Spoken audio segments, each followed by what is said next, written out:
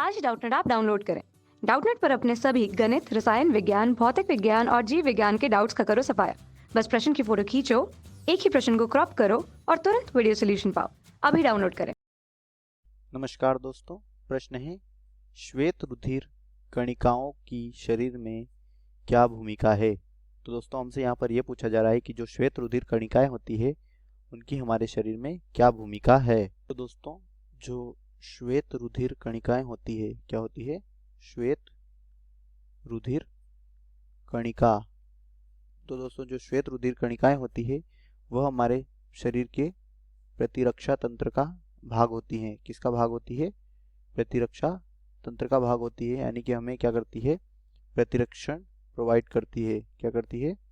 प्रतिरक्षण प्रदान करती है, यानी कि रोगों से हमारी सुरक्षा करती है और जो बाहर से आने वाले सूक्ष्म जीव हैं उनको मारने का कार्य करती है।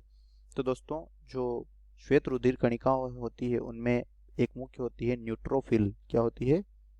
न्यूट्रोफिल, जो कि संख्या में सबसे ज्यादा होती है। कितनी होती है यह? संख्या में सबसे अधिक होती है। संख्या में सबसे अधिक होती है, यानी कि सबसे अधिक संख्या में यह होती है। और यह किसका कार्य करती है? फेगोसाइटोसिस का, यानी कि कोशिका भक्षण का कार्य करती है। किसका कार्य करती है? कोशिका भक्षण का कार्य करती है। दूसरा है हमारे पास, क्या है दूसरी है हमारे पास इओसिनोफिल। क्या है? इओसिनोफिल। और इओसिनोफिल जो होती है यह क्या करती है? यह हिस्टामिन का स्राव करती है। हिस्टामिन का क्या करती है? स्रावण करती है, जो कि एलर्जी अभिक्रिया में, किसमें? एलर्जी की जो अभिक्रिया होती है उसमें इसका उपयोग होता है। ठीक है, किसके? एलर्जी में। तीसरा है लिम्फोसाइट। क्या है? लिम्फोसाइट। और लिम्फोसाइट जो होती है वह हमारे प्रतिरक्षा तंत्र का मुख्य भाग होती हैं, यानी कि इन्हीं से प्रतिरक्षा का निर्माण होता है या प्रतिरक्षा तंत्र का निर्माण होता है। और जो लिम्फोसाइट होती है वह दो प्रकार की होती है। एक होती है बी लिम्फोसाइट। क्या होती है?